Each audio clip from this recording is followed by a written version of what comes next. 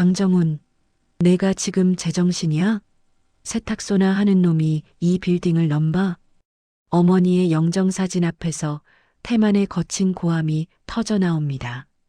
49제도 지나지 않은 시각, 오남매는 부모님이 남긴 강남 빌딩의 지분을 놓고 서로의 얼굴을 붉힙니다.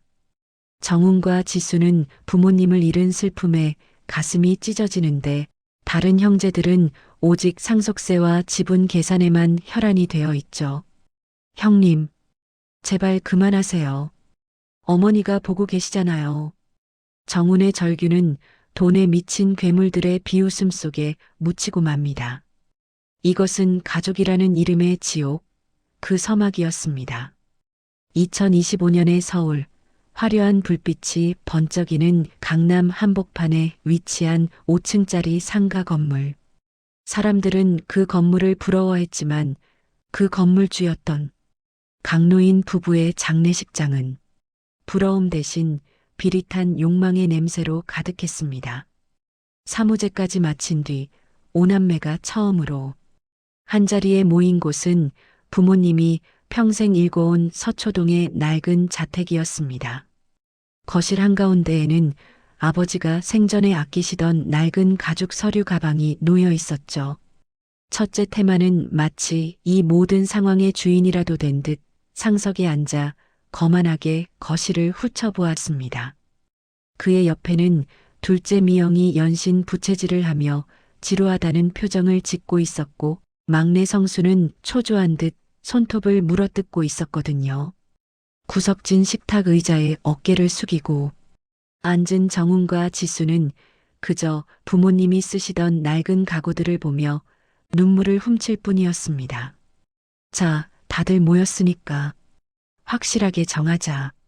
아버지가 남기신 빌딩이랑 대지는 내가 맡아서 관리한다. 내가 장남이고 우리 가문이 얼굴이니까 당연한 거 아니겠어? 태만의 선언에 미영이 기다렸다는 듯 날카로운 목소리로 끼어들었습니다. 오빠, 장남이라고 다 먹는 시대는 지났지. 나 지금 사채업자들한테 시달리는 거 알면서 그래. 당장 건물 팔아서 현금으로 나눠줘. 난 내 지분만 챙기면 이 집구석 다시는 발 안 들릴 거니까. 정우는 차마 이 광경을 눈뜨고 볼 수 없었습니다. 10년 전 태만이 사업을 한다며 아버지의 퇴직금과 집을 담보로 대출을 받았을 때, 그리고 미영이 명품 쇼핑으로 진 빚을 어머니가 몰래 갚아줬을 때도 정우는 묵묵히 세탁소 일을 하며 부모님의 병원비를 보탰거든요. 치매에 걸린 어머니가 정훈의 얼굴도 몰라보고 뺨을 때릴 때도 지수는 그 곁에서 밤잠 설쳐가며 어머니의 기저귀를 갈았습니다. 형님, 누님, 어머니 아버님 가신 지 이제 며칠이나 됐다고 이러세요? 재산 싸움은 나중에 해도 되잖아요. 저희는 그저 두 분이 편히 쉬셨으면 좋겠어요. 지수의 애처로운 호소에 성수가 코웃음을 치며 끼어들었습니다. 평소 정훈을 형님, 형님하며 따르던 살가운 동생이었지만 지금 그의 눈에는 오직 형태만의 눈치와 계산기 두드리는 소리뿐이었죠. 누나, 세상 물정 모르는 소리 좀 하지 마. 지금 세금이 얼만데 가만히 있어? 셋째 형이랑 누나는 그동안 부모님 옆에 붙어 살면서 생활비 다 받았었잖아. 솔직히 이번 상속에서는 좀 양보하는 게 도리 아니야? 성수의 배신 섞인 말에 정훈의 가슴이 무너져 내렸습니다. 자신들이 부모님을 모신 것이 유산을 노린 연기였다는 듯 몰아세우는 동생들의 태도에 정훈의 주먹이 하얗게 질려 떨리기 시작했습니다. 성수, 너 어떻게 그런 말을 해? 내가 대학 다닐 때 학비 보탠 게 누구 돈인지 잊었어? 내가 세탁소에서 땀 흘려 번 돈으로 너 등록금 해줬잖아. 그건 형이 좋아서 한 거잖아. 누가 해달라고 했어? 이제 와서 생색이야. 정말 짜증나게.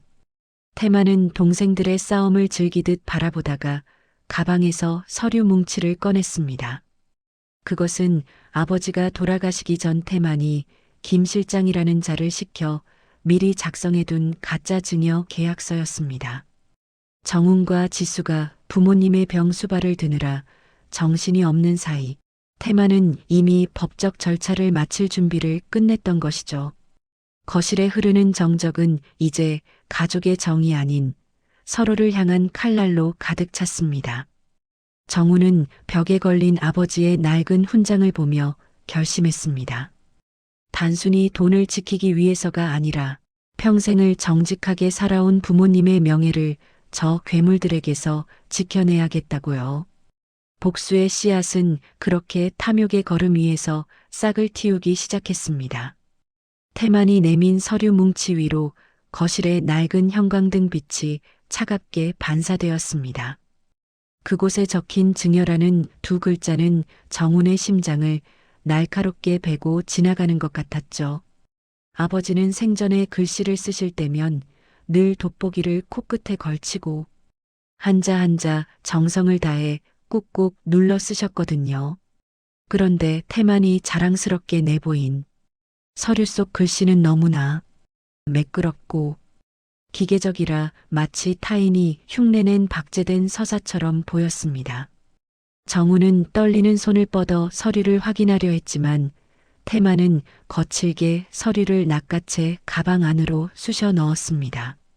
마치 더러운 비밀이 들통날까 전전긍긍하는 도둑처럼 그의 눈동자가 좌우로 사정없이 흔들리고 있었죠. 옆에서 그 광경을 지켜보던 지수는 억울함에 입술을 깨물었습니다. 지수가 어머니의 병원비를 마련하기 위해 자신의 결혼 자금을 포기했을 때 태만은 해외 골프 여행을 즐기고 있었고 미영은 명품 가방을 자랑하며 SNS에 올리기 바빴으니까요. 갈등의 파고는 점점 높아져만 갔습니다. 태만은 이제 정훈의 세탁소 부지까지 자신의 명의로 되어 있다며 당장 다음 달부터 임대료를 내지 않을 거면 비워달라는 억지까지 부리기 시작했습니다. 정우는 그 순간 깨달았습니다. 눈앞에 있는 이들은 핏줄을 나눈 형제가 아니라 부모님이 남긴 살점을 뜯어먹기 위해 달려든 굶주린 짐승들이라는 사실을요. 거실의 정적을 깨고 미영이 지수의 가방을 툭 치며 말을 내뱉었습니다. 지수, 너 그동안 엄마 옆에서 효녀 노릇하느라 고생 많았는데 이제 그만 무대에서 내려오지 그래. 내가 모아둔 돈 다 쓰고 병 수발 들었다고 하니까 우리가 이 집에서 쓸만한 가구 몇 개는 가져가게 해줄게. 그 정도면 충분한 보상 아니니? 누님, 어떻게 말이 그렇게 나오세요? 지수가 엄마 기저귀 갈 때 누님은 코빼기도 안 비쳤잖아요. 어떻게 우리한테 사기꾼이라는 누명을 씌우고 이제는 길거리로 내쫓으려 하시는 거예요? 형, 그만 좀 해. 형님 말이 법적으로도 맞다잖아. 서류가 저렇게 확실한데 왜 자꾸 때를 써? 나도 이번에 사업 새로 시작하려면 자금이 좀 필요해서 형님한테 도움받기로 했어. 형도 좋은 게 좋은 거라고 생각하고 그냥 도장 찍어줘. 성수 너까지. 너 정말 1억이야? 내가 고시 공부할 때 내가 밤새 세탁기 돌려가며 번 돈으로 뒷바라지했던 거 너 정말 잊은 거야? 아, 진짜. 옛날 얘기 좀 그만하라고. 그때는 그때고 지금은 돈이 말해주는 세상이잖아. 태만은 성수의 동조에 기세등등해져서 인감도장과 위임장을 탁자 위에 3개 내던졌습니다. 가구 부딪히는 소리가 거실을 울리자 지수는 참았던 울음을 터뜨리고 말았습니다. 하지만 태만의 눈에는 동생의 눈물조차 유산을 더 차지하기 위한 가증스러운 연기로만 보였죠. 형제들은 서둘러 각자의 서류에 도장을 찍고는 마치 도망이라도 치듯 집을 빠져나갔습니다. 현관문이 쾅 하고 닫히는 소리는 마치 이 가족의 인연이 완전히 끊어졌음을 알리는 조종 소리 같았습니다. 정막이 감도는 거실, 정훈과 지수는 텅 빈 부모님의 침실 앞에 앉아 서로의 온기에 의지하며 밤을 지새웠습니다. 그러나 그들이 떠난 자리, 소파 틈바구니에서 아버지가 생전에 쓰시던 낡은 수첩 하나가 바닥으로 떨어졌습니다. 정우는 무의식적으로 그 수첩을 집어들었죠. 그곳에는 아버지가 돌아가시기 직전 왼손으로 비뚤비뚤하게 적어 내려간 일기가 적혀 있었습니다. 태만이가 사람을 시켜 내 인감을 가져갔다. 저 녀석의 눈에 서린 탐욕이 무섭구나. 정우나 지수야, 너희에게만은 짐을 지우고 싶지 않았는데 미안하다. 내가 남긴 진짜 선물은 빌딩이 아니라. 일기는 거기서 끊겨 있었지만 정우는 직감했습니다. 아버지가 탐욕스러운 다른 자식들에게서 효자 정훈과 지수를 지키기 위해 마지막 방어막을 쳐두었다는 사실을요. 정훈의 주먹에 다시 한번 힘이 들어갔습니다. 슬픔은 어느새 차가운 복수와 진실을 밝히려는 의지로 변해가고 있었습니다. 상황은 이제 돌이킬 수 없는 지점으로 치닫고 있었습니다. 태만은 이미 상속 등기 서류를 법원에 제출했고 미영은 사채업자들에게 빌딩 지분을 넘기겠다는 협박을 받으며 벼랑 끝으로 몰리고 있었거든요. 그리고 막내 성수는 자신이 얻게 될 몫을 계산하며 이미 다른 형제들과 비밀스러운 모의를 시작했습니다. 정우는 지수의 어깨를 감싸 안으며 나지막하게 속삭였습니다. 지수야, 울지 마. 아버지가 우리를 지켜보고 계셔. 이제 우리가 저 괴물들에게 부모님의 진심이 무엇인지 보여줄 차례야. 부모님이 세상을 떠나신 지 겨우 열흘이 지났을 무렵이었습니다. 슬픔이 채 가시기도 전에 정훈의 삶터이자 부모님의 손때가 묻은 낡은 세탁소 앞에는 낯선 검은색 승용차 세대가 줄지어 멈춰섰습니다. 정훈은 갓 다림질을 마친 손님의 와이셔츠를 정리하다가 불길한 예감에 밖을 내다보았죠. 차에서 내린 것은 고급 양복을 빼입은 태만과 험악한 인상의 사내들이었습니다. 태만의 손에는 철거 예정이라고 적힌 커다란 붉은색 스티커 뭉치가 들려 있었거든요. 태만은 세탁소 안으로 들어오지도 않은 채 사내들에게 턱짓으로 신호를 보냈습니다. 건장한 사내들은 다짜고짜 세탁소 유리창과 벽면에 붉은 딱지를 붙이기 시작했습니다. 정훈이 달려나가 그들의 손을 막아 세웠지만 태만은 오히려 차가운 눈빛으로 정훈을 밀쳐냈습니다. 장남이라는 권위 뒤에 숨겨진 추악한 본색이 마침내 발톱을 드러낸 순간이었죠. 형님, 이게 대체 무슨 짓입니까? 여기가 어떤 곳인데 이런 걸 붙여요. 무슨 짓이냐니? 내 건물 내 맘대로 리모델링 하겠다는데 불만 있냐? 강정훈, 어제부로 이 건물명의 변경 다 끝났다. 넌 이제 여기 임차인일 뿐이야. 근데 내가 보니까 내가 임대료 낼 능력은 없어 보이고 그래서 이참에 싹 밀고 프랜차이즈 카페나 들릴까 한다. 뭐라고요? 리모델링이라니요. 아버지가 살아계셨으면 기절하실 소리예요. 아버지가 이 세탁소, 우리 남매들 학비 대준 곳이라고 얼마나 아끼셨는데. 죽은 사람 핑계 대지 마라. 아버지는 이제 없다. 법적으로 이 빌딩 주인은 나라고. 김씨, 이 자식 자꾸 방해하면 업무방해로 신고해. 태만은 정훈의 절규를 비웃으며 주머니에서 내용 증명 서류 한 통을 꺼내 정훈의 가슴팍에 내던졌습니다. 일주일 이내로 짐을 빼지 않으면 법적 강제 집행에 들어가겠다는 통보였죠. 정훈은 바닥에 떨어진 하얀 종이를 보며 눈앞이 캄캄해졌습니다. 평생을 성실하게 일구어온 삶의 터전이 혈육의 탐욕에 의해 한순간에 불법 점유지로 전락해버린 것이었습니다. 같은 시각 지수는 부모님과 함께 살던 서초동 자택에서 더 처참한 수모를 겪고 있었습니다. 둘째 미영이 사람들을 대동하고 나타나 집안의 가구들을 하나하나 뒤지기 시작했거든요. 어머니가 평생 아끼시던 자개장 안을 헤집고 화장대 깊숙이 숨겨진 비상금 봉투까지 찾아내는 미영의 손길은 마치 굶주린 승냥이와 같았습니다. 지수가 울며 미영의 팔을 붙잡았지만 미영은 지수의 손을 거칠게 뿌리쳤습니다. 지수는 바닥에 넘어지며 어머니가 아끼시던 옷반지가 미영의 주머니로 들어가는 것을 보았습니다. 그것은 어머니가 나중에 지수 시집갈 때 주겠다고 약속했던 소중한 유품이었죠. 언니, 제발 그만해. 엄마 유품까지 이렇게 다 가져가면 어떡해. 이건 엄마가 나한테 주기로 한 거잖아. 어머, 얘가 정말 웃긴다? 내가 엄마 모셨으니까 다 내 거야?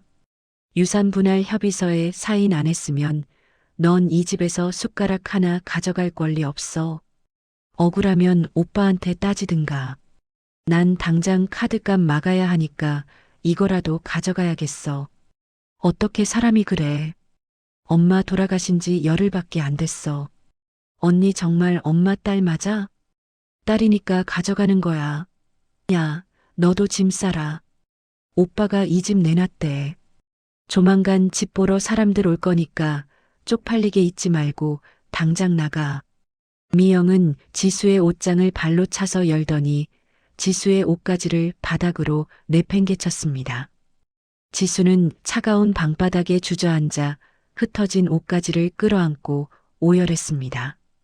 부모님을 모시며 보냈던 10년의 세월이 형제들에게는 그저 약탈해야 할 빈집을 지키던 관리인의 시간으로만 취급받고 있었습니다. 가해자들의 본색은 여기서 끝이 아니었습니다. 막내 성수는 태만의 편에 서서 정훈의 세탁소 근처 단골 손님들에게 정훈이 부모님의 유산을 가로채기 위해 서류를 조작했다는 헛소문을 퍼뜨리고 다녔습니다. 셋째 형을 그토록 따르던 막내 동생이 이제는 형의 등에 칼을 꽂는 가장 날카로운 무기가 되어 있었죠. 정우는 세탁소 앞에 멍하니 서서 붉은 딱지가 붙은 유리창을 바라보았습니다. 그의 내면 심리는 참담함 그 자체였습니다. 부모님을 잃은 슬픔보다 더 큰 고통은 자신이 평생 사랑했던 동생들이 괴물이 되어 자신을 공격하고 있다는 사실이었습니다. 하지만 정훈의 눈빛은 무너지지 않았습니다. 주머니 속에 들어있는 아버지의 낡은 수첩, 그 속에 담긴 진짜 유산의 단서가 떠올랐거든요. 태만과 미영, 그리고 성수는 자신들이 완승을 거두었다고 믿으며 축배를 들고 있었습니다. 그들은 정훈과 지수가 법적 지식이 없고 돈이 없는 약자일 뿐이라고 생각했죠. 하지만 탐욕에 눈이 멀어 그들이 놓치고 있는 것이 있었습니다. 아버지가 생전에 왜 그토록 건물명의 변경을 미루어 왔는지, 그리고 왜 가장 정직한 셋째 정훈에게만 수첩을 남겼는지에 대한 진실 말입니다. 정훈은 지수에게 전화를 걸었습니다. 수화기 너머로 들리는 지수의 울음소리에 정훈은 이를 악물었습니다. 지수야, 짐 챙겨서 나와. 그 집 그냥 주자. 대신 우리가 부모님의 진짜 자존심을 되찾아오자. 정훈의 목소리에는 이제 슬픔이 아닌 차가운 복수의 불꽃이 타오르고 있었습니다. 태만과 미영, 그리고 성수는 서초동 자택의 거실에 모여 앉아 배달시킨 최고급 일식 요리를 펼쳐놓았습니다. 부모님이 돌아가신 지 열흘밖에 되지 않았지만 그들에게 장례식은 이제 끝난 골칫덩이일 뿐이었고 거실 바닥에 흩뿌려진 상속 서류들이 진짜 축제의 주인공이었죠. 태만은 거만하게 소파에 몸을 기대며 위스키 잔을 흔들었습니다. 그 옆에서 미영은 새로 산 명품 시계를 조명에 비춰보며 만족스러운 웃음을 지었거든요. 막내 성수는 형들의 눈치를 보며 회 한 점을 입에 넣었습니다. 그는 사실 정훈에게 받은 은혜가 마음에 걸리기도 했지만 태만이 약속한 강남 오피스텔 한 채의 유혹 앞에서는 그저 가벼운 먼지 같은 죄책감이었습니다. 태만은 그런 성수의 어깨를 툭 치며 호기기 어린 목소리로 말을 내뱉었습니다. 야, 성수야. 너 이번에 확실히 내 편 든 거 잘한 거야. 강정훈 그 자식 세탁소나 하면서 무슨 빌딩을 관리하겠다고. 사람이 주제를 알아야지, 안 그래? 그럼요, 형님. 셋째 형은 너무 앞뒤가 꽉 막혔어요. 시대가 어느 때인데 효도 타령만 하는지. 저도 이제 형님 밑에서 제대로 사업 좀 배워보고 싶습니다. 오빠, 근데 정훈이 그 자식 성격에 순순히 물러날까? 아까 보니까 눈에 도끼가 서렸던데. 지수 걔도 울고불고 난리 칠 게 뻔하고. 걱정 마라. 내가 이미 이 변호사 통해서 손 다 써놨어. 증여 계약서에 도장 찍힌 순간 끝난 게임이야. 걔들이 무슨 돈으로 소송을 하겠니? 당장 내일 집 비우라고 사람 보냈으니까. 조만간 길바닥에서 깡통 차는 꼴 보게 될 거다. 태만은 비릿한 웃음을 지으며 잔을 비웠습니다.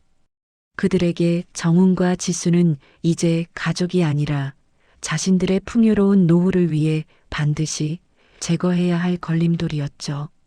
같은 시각 정훈은 차가운 세탁소 바닥에 앉아 아버지가 남긴 수첩을 몇 번이고 되새겨 읽었습니다. 수첩의 마지막 페이지, 잉크가 번진 자국 위로 한석규 변호사라는 이름 석 자가 적혀 있었거든요.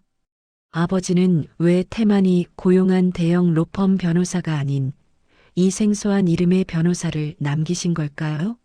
정훈은 지수를 달래 잠을 재운 뒤 뜬 눈으로 밤을 지새우고 이른 아침부터 종로의 한 낡은 법률 사무소를 찾아갔습니다. 엘리베이터도 없는 5층 건물의 꼭대기, 먼지 쌓인 간판 아래에 한석규 변호사가 앉아 있었습니다. 그는 정훈을 보자마자 마치 기다렸다는 듯 돋보기를 고쳤으며 인자한 미소를 지었죠. 석규는 부모님이 돌아가시기 직전까지 가장 비밀스럽게 소통해온 오랜 버시자 조력자였습니다. 정훈은 떨리는 손으로 아버지의 수첩을 내밀었습니다. 석규는 수첩을 한참 동안 물끄러이 바라보다가 금고 깊숙한 곳에서 봉인된 서류 가방 하나를 꺼냈습니다. 그 안에는 태만이 내밀었던 가짜 증여 계약서를 단숨에 종이 조각으로 만들 수 있는 아버지가 생전에 녹화해둔 유언, 영상과 진짜 상속 신탁 계약서가 들어 있었습니다. 석규는 정훈의 거친 손을 따뜻하게 맞잡으며 나지막하게 입을 열었습니다. 정훈 씨, 강 회장님이, 아니, 아버님이 이 말씀을 꼭 전해달라고 하셨습니다. 가장 많이 베푼 자가 가장 많이 얻어야 하는 것이 세상의 이치라고요. 변호사님, 그럼 형님들이 가져간 그 서류들은 다 어떻게 되는 건가요? 그건 시작에 불과합니다. 태만 씨와 미영 씨가 가로챈 그 빌딩에는 사실 아버님이 걸어두신 거대한 채무 담보가 있습니다. 그들이 명의를 변경하는 순간 그 빚은 오롯이 그들의 몫이 되도록 설계되어 있죠. 그들은 지금 독이 든 성배를 마시고 있는 겁니다. 독이 든 성배라고요? 그렇습니다. 아버님은 탐욕에 눈먼 자들이 스스로 무너질 수밖에 없는 덫을 놓으셨어요. 정훈 씨와 지수 씨에게는 가장 깨끗하고 빛나는 유산만을 남기기 위해서 말이죠. 이제 우리가 해야 할 일은 그들이 스스로의 욕심에 질식할 때까지 기다렸다가 진실의 방아쇠를 당기는 겁니다. 정훈은 석규의 말을 들으며 온몸에 전율이 흐르는 것을 느꼈습니다. 슬픔과 억울함에 짓눌려 있던 가슴에 비로소 뜨거운 복수의 불꽃이 지펴졌죠. 아버지는 이미 모든 것을 알고 계셨습니다. 자식들이 괴물이 될 것임을 예견하고 가장 선량한 정훈과 지수를 지키기 위해 거대한 판을 짜놓으셨던 것입니다. 정훈은 사무소를 나오며 밝아오는 아침 햇살을 올려다보았습니다. 그의 심경은 이제 단호했습니다. 이제 더 이상 형제들의 처분을 기다리는 약자가 아니었습니다. 부모님의 진심을 되찾고 탐욕에 미쳐 핏줄까지 짓밟은 자들을 단죄할 집행자가 되기로 결심했으니까요. 한편 태만과 미영은 자신들에게 닥칠 파멸은 꿈에도 모른 채 빌딩 매각 대금으로 무엇을 할지 꿈같은 계획을 세우고 있었습니다. 하지만 그들이 가로챈 빌딩의 등기부, 등본 깊숙한 곳에서는 아버지가 설치해둔 거대한 법적 지뢰가 서서히 작동하기 시작하고 있었습니다. 반격의 실마리는 이제 정운의 손으로 넘어왔고 가해자들의 몰락은 그들이 가장 기뻐하는 순간에 찾아올 준비를 마쳤습니다. 2025년의 장마는 유독 잔인했습니다. 하늘에 구멍이라도 난 듯 쏟아지는 빗줄기는 서울 시내의 모든 소음을 집어삼켰지만 강정훈의 낡은 세탁소 앞을 가득 채운 철거 용역들의 고함만큼은 지워내지 못했거든요. 세탁소 유리창마다 덕지덕지 붙은 빨간 압류 딱지들은 비에 젖어 마치 피를 흘리는 것처럼 보였습니다. 정우는 멍하니 그 광경을 바라보며 가게 안으로 발을 들이지도 못하고 서 있었습니다. 며칠 전 태만이 내던진 내용 증명은 단순한 위협이 아니었습니다. 태만은 정운의 방어권을 박탈하기 위해 법원에 명도 단행 가처분을 신청했고 그것이 인용되자마자 기다렸다는 듯 용역들을 보낸 것이었죠. 세탁소 내부에서는 아버지가 생전에 손때 묻혀 고쳐 쓰시던 낡은 세탁기들이 하나둘 밖으로 끌려 나오고 있었습니다.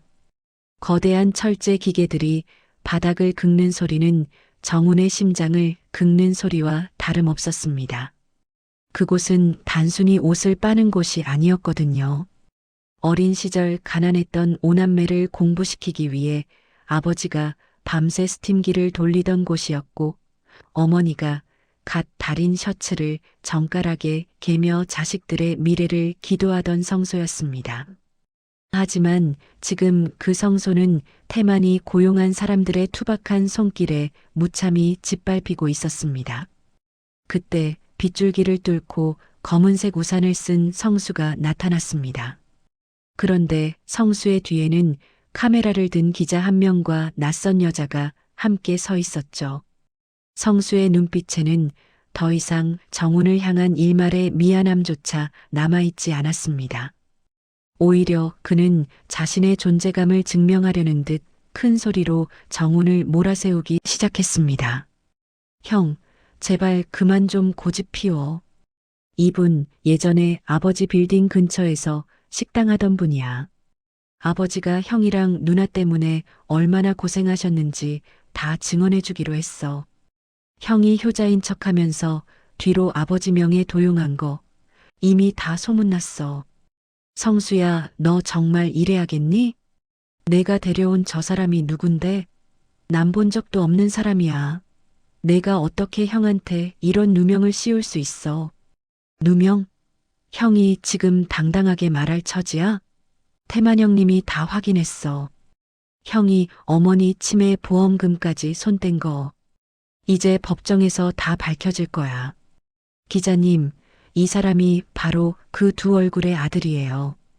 겉으로는 세탁소 하면서 효도하는 척하지만 사실은 노부모를 가스라이팅해서 재산을 빼돌리려 한 장본인이죠. 성수 너, 그 입 닥치지 못해. 보험금이라니 그게 무슨 소리야. 그 돈 어머니 병원비로 다 들어갔잖아. 내가 더 잘 알잖아. 성수는 정운의 외침을 비웃으며 기자에게 무언가 서류를 건넸습니다. 조작된 통장 내역과 정운이 부모님께 고함을 쳤다는 허위 목격담이 담긴 진술서였죠. 정운은 억울함에 가슴이 터질 것 같았지만 쏟아지는 빗속에서 누구 하나 그의 말을 들어주는 사람은 없었습니다. 지나가는 행인들은 붉은 딱지가 붙은 세탁소와 그 앞에 주저앉은 정운을 향해 수군거렸습니다. 세상에 요즘은 겉만 봐서는 모른다니까. 저렇게 선하게 생겨서 부모 재산을 탐내다니. 사람들의 날카로운 시선은 빗줄기보다 더 따갑게 정운의 살을 파고들었습니다. 정운의 심경은 처참한 바닥 그 자체였습니다. 부모님을 모셨던 10년의 세월이 단 몇 장의 가짜 서류와 동생의 배신으로 추악한 연기가 되어버린 현실 앞에서 정우는 자신의 존재 자체가 부정당하는 기분을 느꼈습니다. 태만과 미영은 보이지 않는 곳에서 조종하고 가장 믿었던 막내 성수가 선봉에 서서 자신을 무너뜨리는 이 잔인한 시나리오에 정우는 숨이 막혔거든요. 용역들이 마지막 남은 다림질판을 빗속으로 내던졌습니다. 아버지가 돌아가시기 전날까지도 매만지시던 그 판이 진흙탕 속에 처박히는 순간 정훈의 가슴 속에서 무엇인가가 툭 하고 끊어지는 소리가 났습니다. 그것은 가족에 대한 마지막 기대이자 핏줄이라는 이름으로 참아왔던 인내의 끈이었습니다. 정우는 진흙투성이가 된 다림질판을 껴안고 차가운 바닥에 무릎을 꿇었습니다. 멀리서 그 광경을 지켜보던 태만은 차 안에서 만족스러운 미소를 지으며 전화를 걸었습니다. 미영아. 이제 세탁소는 끝났다. 이제 다음은 서초동 집이야. 지수 그년도 당장 오늘 밤에 길거리로 쫓아내버려. 짐 하나도 못 챙기게 하고. 태만의 목소리는 빗소리에 묻혀 들리지 않았지만 정우는 본능적으로 느낄 수 있었습니다. 이 추락의 끝이 아직 보이지 않는다는 것을요. 상황은 이제 정훈과 지수가 가진 모든 것을 잃고 가장 낮은 곳으로 떨어지는 최악의 순간을 향해 달려가고 있었습니다. 세탁소가 용역들의 구둣발에 처참히 짓밟히던 그 시각, 서초동 부모님의 자택 앞에서도 비극은 멈추지 않았습니다. 둘째 미영은 이미 이삿짐 센터 직원을 대동하고 나타나 거실에 섭하며 식탁에 노란색 딱지를 붙이고 있었죠. 지수가 어머니의 손때가 묻은 낡은 경판을 끌어안고 필사적으로 막아섰지만 미영은 비릿한 웃음을 지으며 지수의 손목을 거칠게 낚아챘습니다. 지수가 바닥으로 고꾸라지는 소리는 빗소리에 묻혀 맥없이 사라지고 말았습니다. 미영은 거실 한복판에서 지수의 낡은 트렁크 가방을 발로 툭 차며 말을 내뱉었습니다. 그 표정은 마치 오물이라도 보는 듯한 경멸로 가득했거든요. 지수, 너 아직도 상황 파악이 안 되니? 이 집 벌써 계약금 들어왔어. 오빠가 금매로 내놨거든. 너처럼 돈도 없는 게 이 큰 집에서 버티고 있으면 우리가 관리비라도 내줘야 해? 당장 짐 싸서 나가. 안 그러면 이 짐들 다 폐기 처분할 거니까. 언니, 어떻게 이럴 수가 있어? 엄마가 쓰시던 침대며 이불, 이거 다 엄마 냄새가 묻어 있는 거잖아.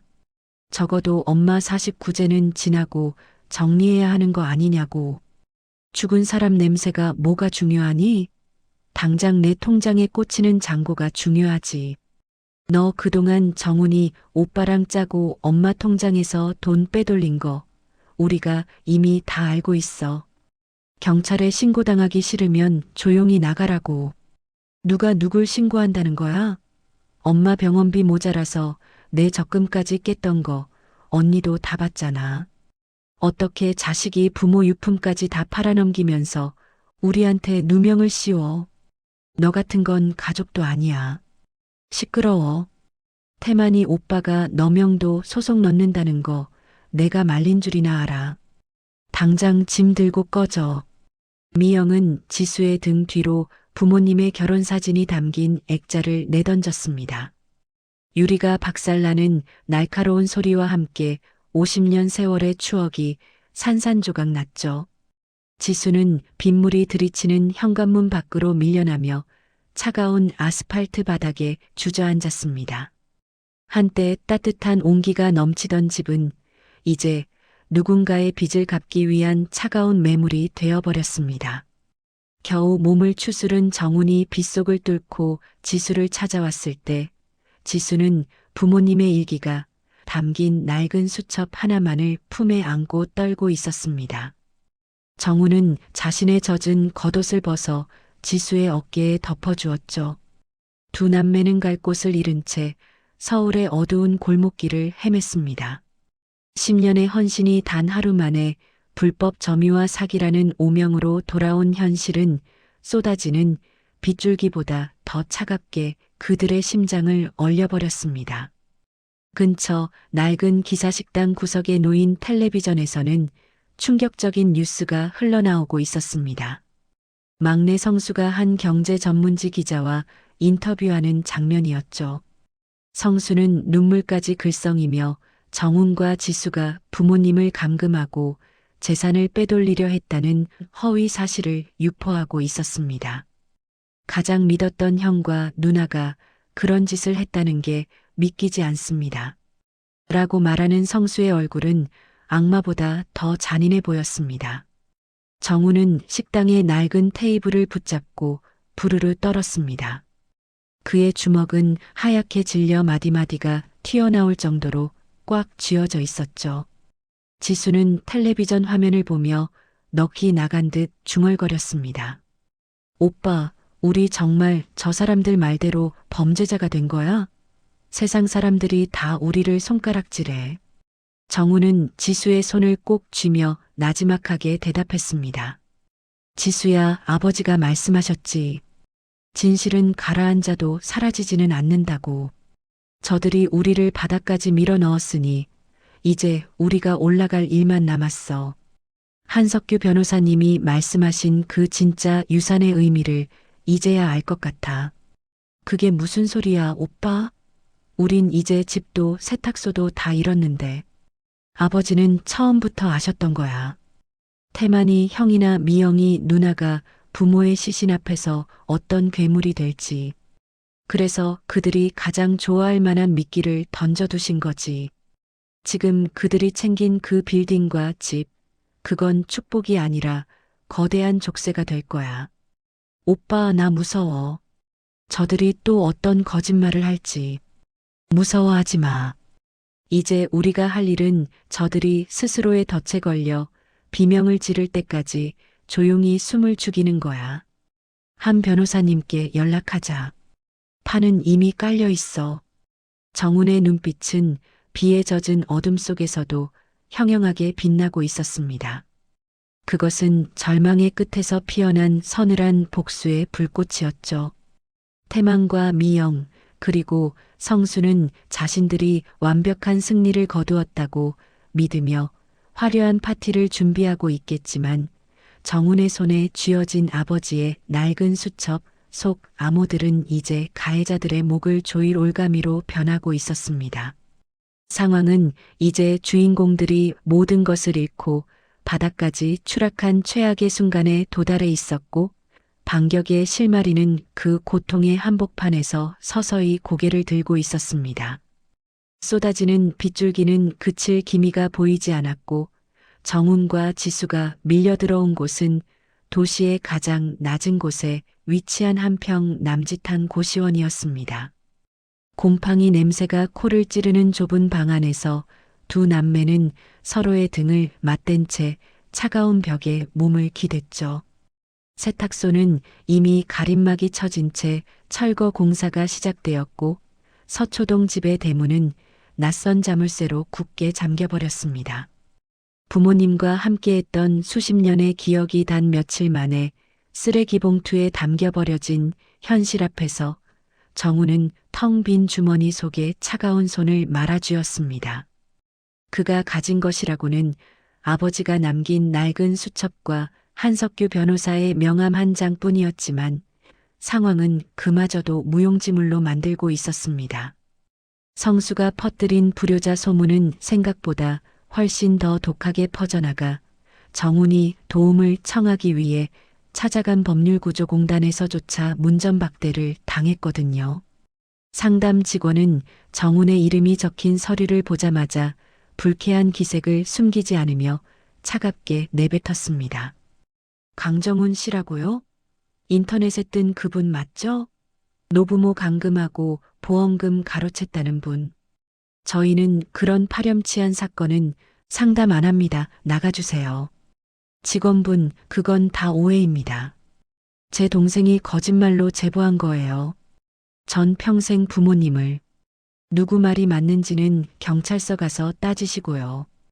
여기 다른 분들도 많으니까 영업 방해하지 말고 당장 나가시라고요. 어떻게 확인도 안 해보고 사람을 범죄자 취급합니까? 저한테도 말할 기회를 주셔야죠. 상담 직원은 정훈을 마치 벌레 보듯 쳐다보며 경비원을 불렀습니다. 정훈은 수많은 사람의 멸시 어린 시선을 온몸으로 받아내며 건물 밖으로 쫓겨났습니다. 사회적 명예마저 처참히 짓밟힌 그는 쏟아지는 빗속에서 한참을 울음을 삼키며 서 있었습니다. 집도 일터도 명예도 잃은 그는 이제 세상에서 가장 위험하고 나쁜 아들이 되어버린 것이었죠. 그 무렵 좁은 고시원 방에서 정훈을 기다리던 지수는 갑작스러운 고열에 시달리기 시작했습니다.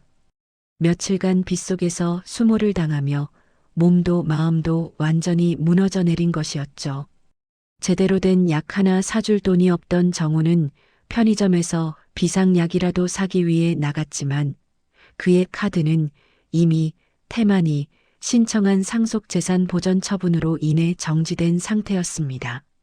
잔액이 부족하다는 단말기의 무미건조한 음성은 정훈의 마지막 자존심을 무참히 짓밟았습니다. 정훈의 심정은 이제 끝없는 절망의 수렁이었습니다. 아버지가 남긴 수첩이 아무리 대단한 비밀을 담고 있다 한들 당장 아픈 여동생에게 약한 알먹이지 못하는 무능한 오빠라는 사실이 그를 미치게 했거든요. 태만과 미영은 정훈의 이런 처지를 비웃듯 성수를 시켜 고시원 방까지 찾아오게 했습니다. 최후의 항복 선언을 받아내기 위해서였죠. 형, 꼴이 그게 뭐야? 그러니까 좋게 말할 때 도장 찍지 그랬어. 형님 태만이 그러는데 지금이라도 상속 포기서에 지장 찍으면 누나 병원비 정도는 내주겠대. 성수 너 기어이 여기까지 찾아온 이유가 고작 그거야? 지수가 지금 열이 나서 정신도 못 차리는데 너는 돈 얘기밖에 안 들리니? 나라고 이러고 싶겠어? 다 형이 자초한 거야. 형님 성격 알잖아. 한번 찍히면 끝까지 가는 거. 그냥 포기해. 형은 이미 사회적으로 매장됐어. 아무도 형 말 안 믿어.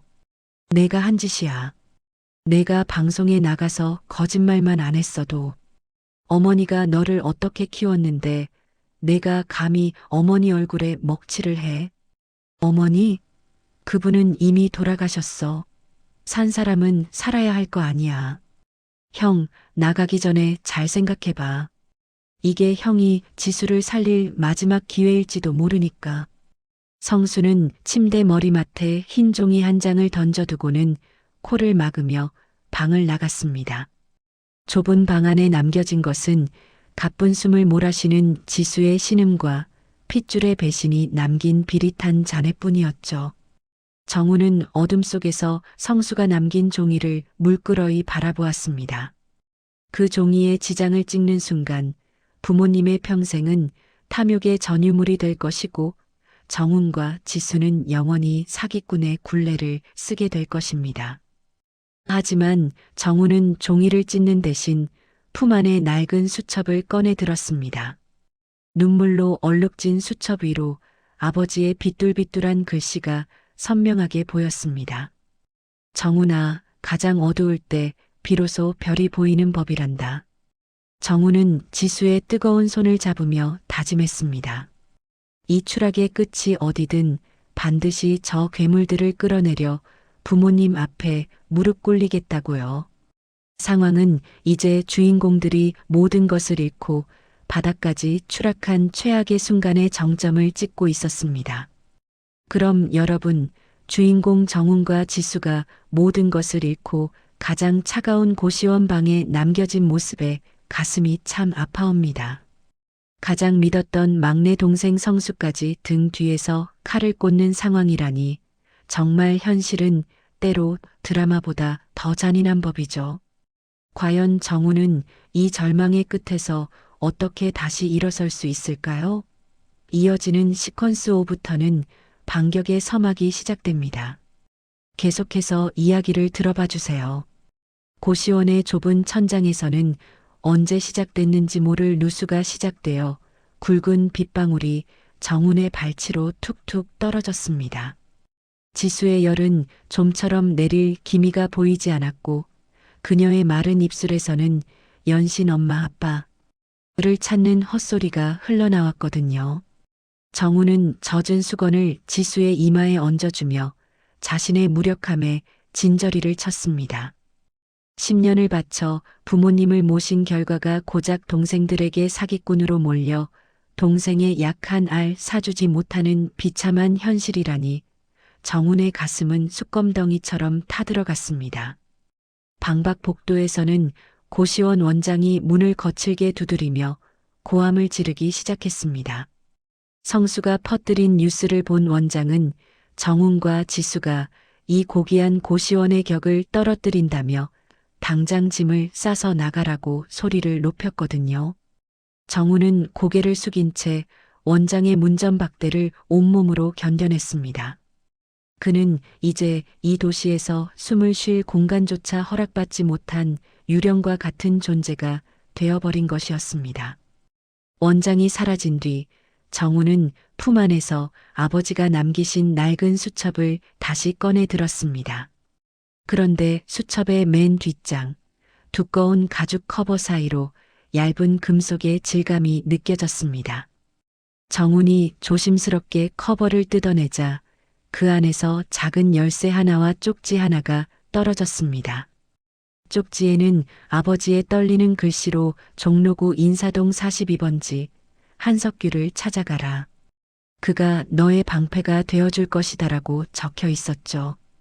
그때 정훈의 낡은 휴대폰으로 모르는 번호의 전화가 걸려왔습니다. 수화기 너머로 들려온 목소리는 낮고 신중했습니다. 바로 아버지가 남기신 그 이름, 한석규 변호사였습니다. 석규는 정훈에게 태만이 지금 막 상속 빌딩의 명예 변경을 완료했다는 소식을 전하며 드디어 아버지가 준비해둔 진짜 함정이 작동하기 시작했다고 말했습니다. 정훈 씨, 지금 많이 힘드시겠지만 조금만 더 버티세요. 태만 씨가 가져간 그 빌딩은 겉보기엔 화려하지만 사실 아버님이 생전에 거액의 신탁 채무를 걸어둔 독이 든 성배입니다. 명의가 넘어간 순간 태만 씨는 수십억의 이자와 법적 책임을 고스란히 짊어지게 될 거예요. 이제 우리가 움직일 차례입니다. 정우는 석규의 말을 들으며 멎었던 심장이 다시 뛰는 것을 느꼈습니다. 아버지는 처음부터 자식들의 본성을 꿰뚫어보고 계셨던 겁니다. 가장 탐욕스러운 자에게는 화려한 파멸을, 가장 성실했던 정훈에게는 그 파멸을 지켜보고 수습할 권리를 남겨두신 것이었죠. 정훈은 성수가 남기고 간 상속 포기서 종이를 집어들어 그 자리에서 갈갈이 찢어버렸습니다. 정훈의 내면은 이제 차가운 얼음처럼 굳건해졌습니다. 그는 지수의 손을 꼭 잡으며 결심했습니다. 부모님이 남기신 진짜 유산은 이 빌딩도 돈도 아닌 인간으로서의 존엄과 정의라는 것을 세상에 증명하겠다고 말입니다. 고시원 밖의 빗소리는 여전히 거셌지만 정훈의 눈빛에는 이제 절망 대신 가해자들을 향한 단호한 심판의 불꽃이 타오르고 있었습니다. 상황은 이제 모든 것을 잃은 바닥에서 반격을 위한 단 하나의 단서를 움켜쥔 전환점으로 향하고 있었습니다. 태만과 미영은 자신들이 거머쥔 빌딩이 자신들의 목을 옥죄는 밧줄이 될 것이라고는 꿈에도 생각하지 못한 채 정훈과 지수의 몰락을 축하하며 샴페인을 터뜨릴 준비를 하고 있었죠. 하지만 진짜 전쟁은 이제부터 시작이었습니다. 여러분, 정훈과 지수가 가장 어두운 고시원 방에서 아버지가 숨겨둔 마지막 희망의 열쇠를 찾아냈습니다.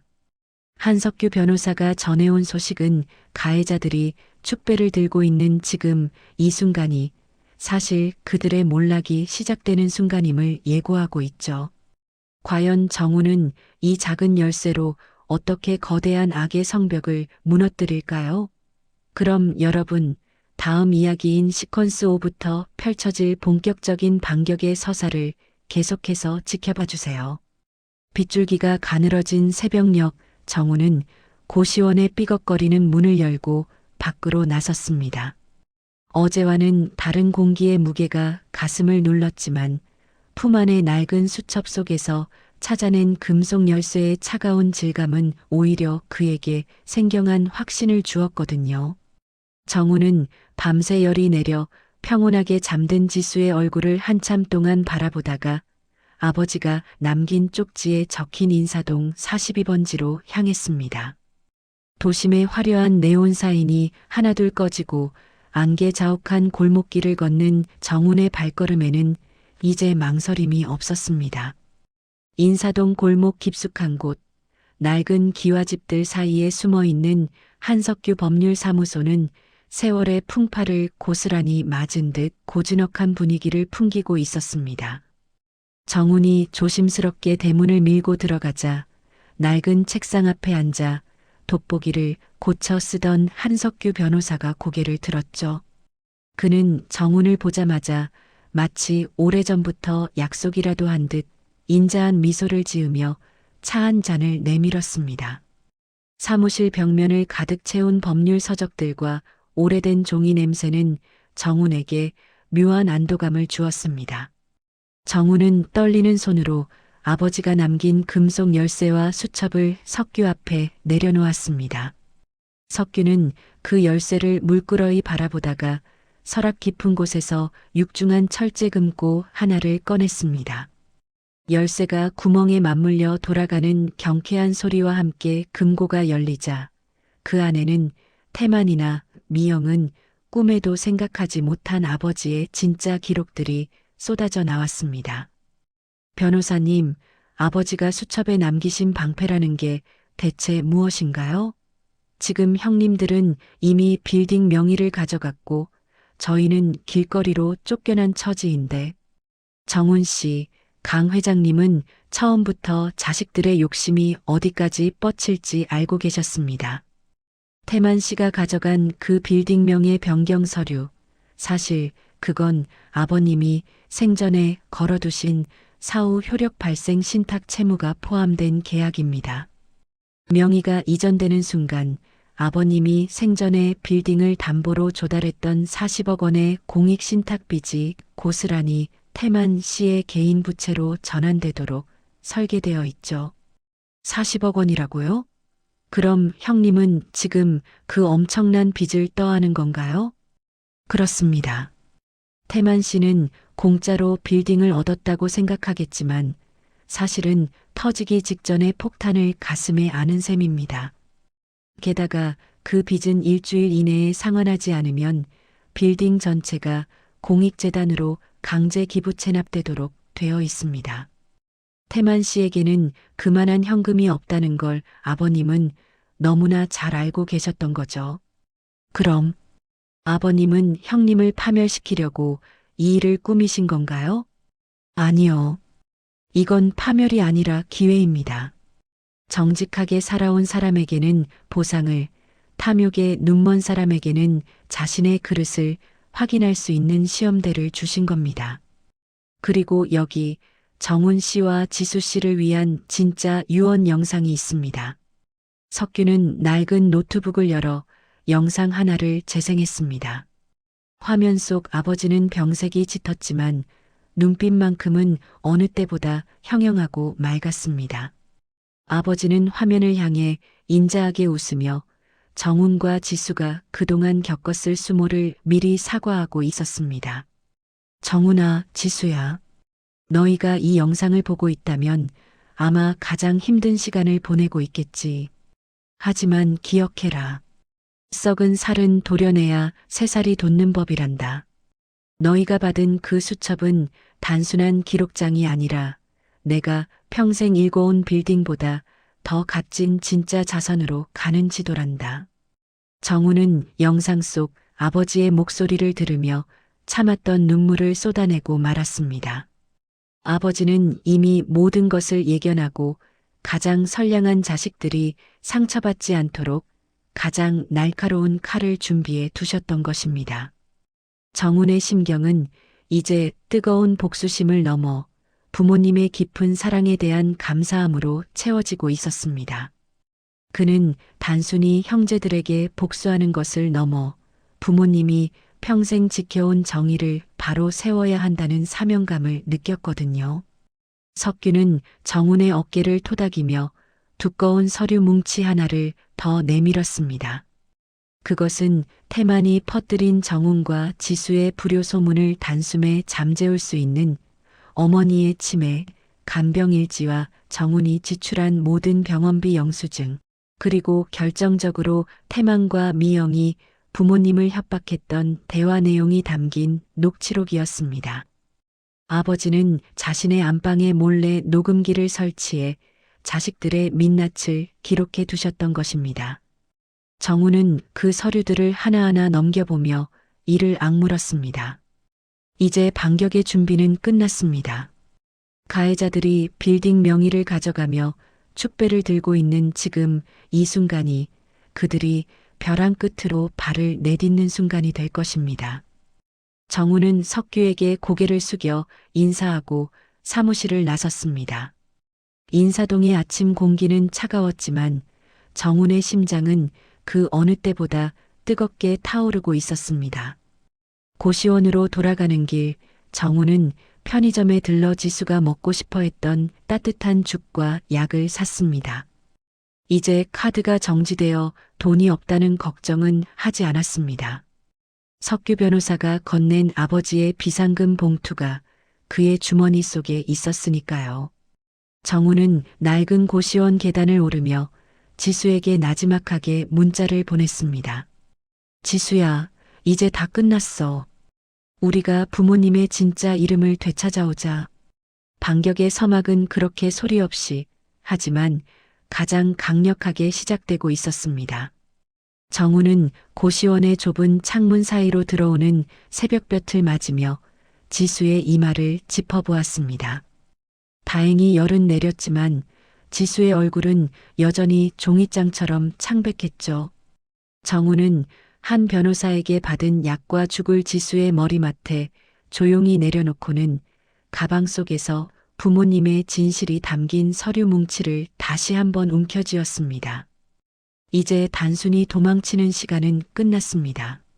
정우는 세탁소 앞에서 자신을 모욕했던 성수와 부모님의 집에서 지수를 내쫓았던 미영, 그리고 이 모든 판을 짠 태만을 향해 정면으로 걸어 들어갈 준비를 마쳤거든요. 그 시각 강남의 상가 빌딩 5층 회장실에서는 태만과 미영 그리고 성수가 모여 화려한 아침 식사를 즐기고 있었습니다. 태만은 자신의 이름으로 당당히 등기된 빌딩 서류를 액자에 넣어 벽에 걸어두고는 연신 흐뭇한 미소를 지었죠. 미영은 이미 백화점에서 예약해둔 수천만 원 상당의 가구 목록을 태만에게 보여주며 들떠 있었고, 성수는 태만의 밑에서 일하기로 한 본부장 직함을 자랑하며 명함을 돌리기 바빴습니다. 그들에게 정훈과 지수는 이미 기억 저편으로 사라진 패배한 낙오자들에 불과했습니다. 하지만 축제는 오래가지 않았습니다. 회장실의 육중한 문이 열리고 초라한 점퍼 차림의 정훈이 나타나자 세 사람의 얼굴은 순식간에 일그러졌죠. 태만은 와인 잔을 내려놓으며 코웃음을 쳤고 미영은 불쾌하다는 듯 코를 막으며 소리를 높였습니다. 그들은 정훈이 다시 한번 구걸하러 온 것이라 확신하며 조롱의 말을 내뱉기 시작했습니다. 야, 강정훈, 너 여기가 어디라고 발을 들여? 경비 안 부르고 뭐해? 너 같은 사기꾼이 올 곳이 아니라고 했잖아. 형님, 축하 인사드리러 왔습니다. 부모님 피눈물 흘리게 하고 차지한 이 빌딩, 명예 변경까지 완벽하게 끝내셨더군요.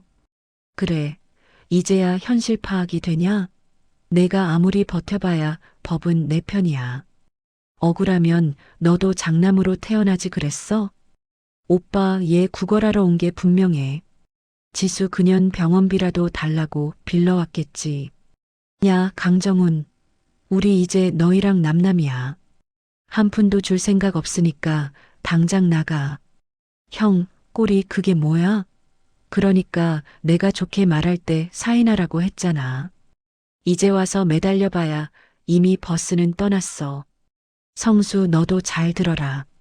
내가 오늘 온 건 구걸이 아니라 너희가 마신 그 독이 언제 퍼질지 알려주러 온 거니까. 형님, 그 빌딩에 걸린 40억 원의 신탁 채무 알고는 받으신 거죠? 정훈의 입에서 40억 원이라는 숫자가 나오자 태만의 얼굴에서 미소가 순식간에 사라졌습니다. 태만은 당황한 듯 서류를 뒤적였지만 이미 법적으로 명예 이전이 완료된 시점에서 서류 하단에 작게 적힌 특약 사항을 발견하지 못했거든요. 정우는 한 변호사가 알려준 대로 태만이 서명한 그 증여계약서가 사실은 부모님이 생전에 걸어둔 거대한 부채 담보 계약이었음을 차분하게 설명했습니다. 태만의 손이 부들부들 떨리기 시작했습니다. 미영과 성수 역시 상황의 심각성을 깨닫고 서로의 얼굴을 번갈아 보았죠. 아버지는 생전에 빌딩을 담보로 조달한 자금을 사회공익재단에 신탁해 두셨고 명의를 가져가는 자식이 일주일 이내에 이 빚을 청산하지 못하면 빌딩 전체가 재단으로 귀속되도록 법적 장치를 해두셨던 것입니다. 태만에게는 수천만 원의 이자조차 낼 현금이 없다는 사실을 아버지는 정확히 꿰뚫고 계셨습니다. 정훈의 내면은 이제 서늘한 정의감으로 가득 찼습니다. 그는 당황하며 고함을 지르는 형제들을 뒤로 한 채 회장실을 나왔습니다. 엘리베이터 거울에 비친 자신의 모습은 여전히 초라했지만 정훈은 비로소 자신이 부모님의 진짜 아들이 되었음을 느꼈습니다. 그는 이제 법정에 제출할 어머니의 간병일지와 녹취록을 정리하기 위해 한 변호사의 사무실로 발걸음을 옮겼습니다. 태만은 회장실 안에서 미친 듯이 변호사에게 전화를 걸어댔지만 돌아오는 답변은 절망적이었습니다. 회장님, 그 계약은 사후 신탁이라 취소가 불가능합니다. 일주일 안에 40억을 구하지 못하면 빌딩은 넘어갑니다. 태만의 비명이 회장실 벽을 때렸습니다. 미영은 자신이 챙긴 유품들이 압류될까봐 전전긍긍하며 태만의 멱살을 잡았고 성수는 벌써 태만을 배신하고 정훈에게 전화를 걸어야 할지 고민하기 시작했습니다. 가해자들의 경고했던 탐욕의 성벽에 거대한 균열이 생기기 시작한 것입니다. 정훈은 한 변호사를 만나 복수의 다음 단계를 논의했습니다. 이제 며칠 뒤면 부모님의 49제였습니다. 정훈은 그날 모든 형제 앞에서 부모님의 진짜 유언 영상과 그들의 추악한 민낯을 공개할 계획을 세웠습니다. 바닥까지 추락했던 정훈과 지수의 반격은 이제 거부할 수 없는 흐름이 되어 가해자들을 집어삼킬 준비를 마쳤습니다. 부모님의 49제를 사흘 앞두고 서울 하늘은 언제 그랬냐는 듯 잔인할 정도로 푸르게 갰습니다. 정훈은 한석규 변호사의 사무실 창가에서 그 하늘을 보며 주머니 속 아버지의 낡은 수첩을 다시 한번 꽉 쥐었죠. 이제 복수는 관념이 아닌 실체가 되어 있었습니다. 석규는 책상 위에 수십 장의 법원 접수 증명서와 등기부 등본을 펼쳐놓고는 안경을 고쳤으며 정훈에게 나지막이 의졸였습니다. 태만이 명의를 변경한 강남 빌딩에는 이미 정훈의 이름으로 명의신탁 해지 및 소유권 이전 등기 말조 청구 가처분이 걸려 있었습니다. 태만이 빌딩을 팔아 빚을 갚으려던 마지막 탈출구까지 정훈이 완전히 봉쇄해버린 셈이었죠. 태만의 상황은 정훈이 예상한 것보다 훨씬 더 빠르게 무너져 내리고 있었습니다. 사후 신탁 채무 40억 원의 이자는 하루가 다르게 불어나 태만의 목을 조였고 제1금융권에서는 이미 그의 신용도를 최하위로 강등시킨 채 상환 압박을 가하기 시작했거든요. 태만은 뒤늦게 계약서의 독소 조항을 발견하고 날뛰었지만 이미 자신의 인감을 찍어법적 효력을 발생시킨 뒤였습니다. 그는 이제 거대한 성체의 주인이 아닌 무너지기 직전의 폐허 속에 갇힌 죄수와 다를 바 없었습니다. 정우는 석규와 함께 태만의 뒤를 봐주던 부패한 공증인을 찾아가기로 했습니다. 아버지가 남긴 녹취록에는 태만이 그 공증인에게 거액의 뇌물을 건네며 유언장을 조작하라고 협박한 정황이 생생하게 담겨 있었거든요.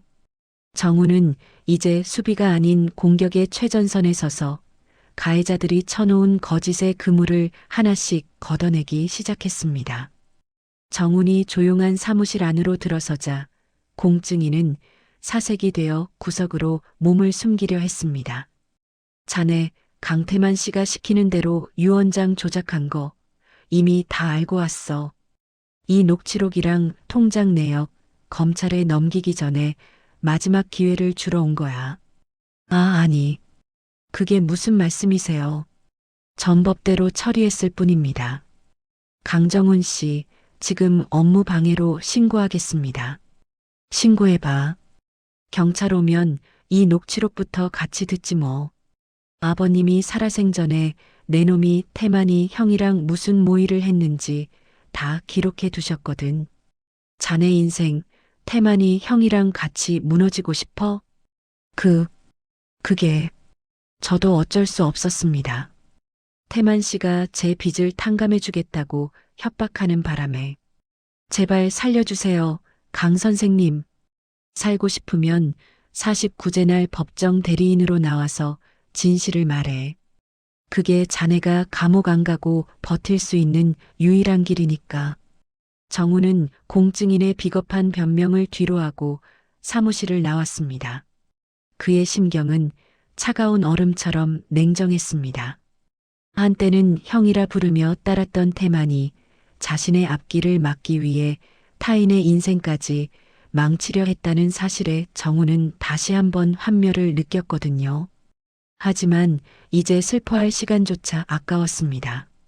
정우는 다음 타겟으로 미영을 겨냥했습니다. 미영이 가로챈 부모님의 유품들, 특히 어머니의 옥반지와 가구들은 사실 이미 아버지가 강정훈 강지수 공동 소유로 유증 물품 목록을 작성해 공증을 마친 상태였기 때문입니다. 미영은 명품 로고가 선명한 카페에서 사채업자들과 은밀한 대화를 나누고 있었습니다. 유산으로 받은 유품들을 작물로 넘겨 급한 빚을 끄려던 속셈이었죠. 정우는 카페 안으로 걸어 들어가 미영의 테이블 앞에 섰습니다. 미영은 당황한 듯 명품 가방을 끌어안으며 날카롭게 소리를 질렀지만 정훈이 내민 유품 반환 청구 소송장과 압류 예정 통보서를 보는 순간 입을 다물 수밖에 없었습니다. 정훈은 이제 오남매의 추악한 민낯을 대중에게 공개할 준비도 마쳤습니다.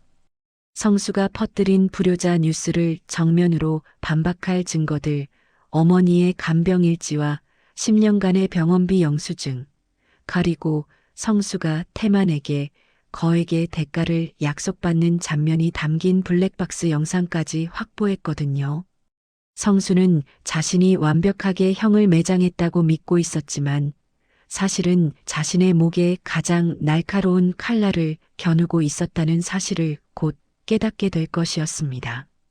정우는 한석규 변호사와 함께 마지막으로 경찰서를 찾아가 태만과 미영을 사문서 위조 및 횡령 혐의로 정식 고소했습니다. 이제 가해자들에게는 도망칠 공간도 숨을 구멍도 남아있지 않았습니다. 정우는 49제가 열린 절의 입구에 서서 깊은 한숨을 내쉬었습니다. 부모님의 영혼이 비로소 안식을 찾을 수 있도록 그는 자신의 손에 묻은 핏줄의 잔해를 닦아내며 마지막 역전의 순간을 기다렸습니다. 태만과 미영, 성수는 자신들이 챙긴 금괴가 사실은 납덩이였다는 사실을 깨닫는 순간 어떤 표정을 지을까요? 복수의 실행은 이제 멈출 수 없는 시계태엽처럼 가해자들의 파멸을 향해 돌진하고 있었습니다. 서울의 야경은 화려했지만 강남 빌딩의 회장실 안은 짙은 담배 연기와 고성으로 가득했습니다.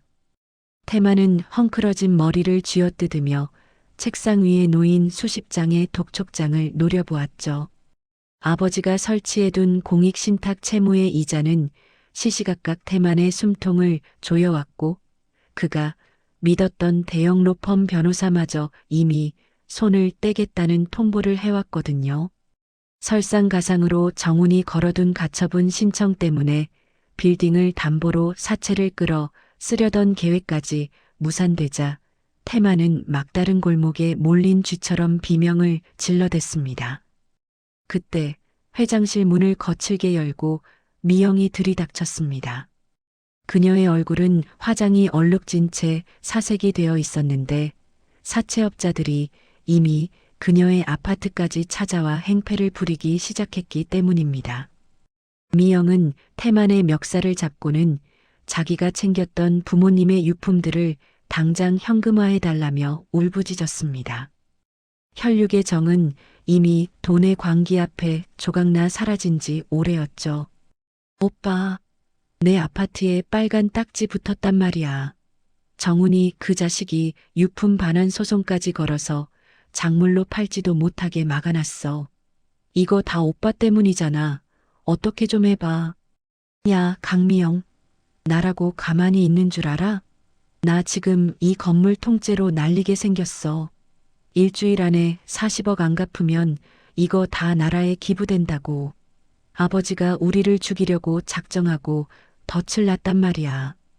뭐? 기부? 미쳤어? 우리 아버지가 그럴 리 없어. 정훈이랑 지수 그년이 변호사랑 짜고 서류 조작한 거 아니야? 당장 잡아다가 족쳐야지. 여기서 이러고 있을 때야? 내가 사람 안 보냈겠냐?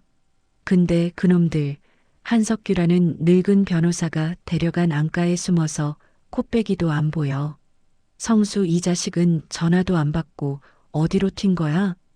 태만의 고함이 회장실 벽을 때리는 동안 막내 성수는 강남의 한 허름한 모텔방에서 벌벌 떨고 있었습니다.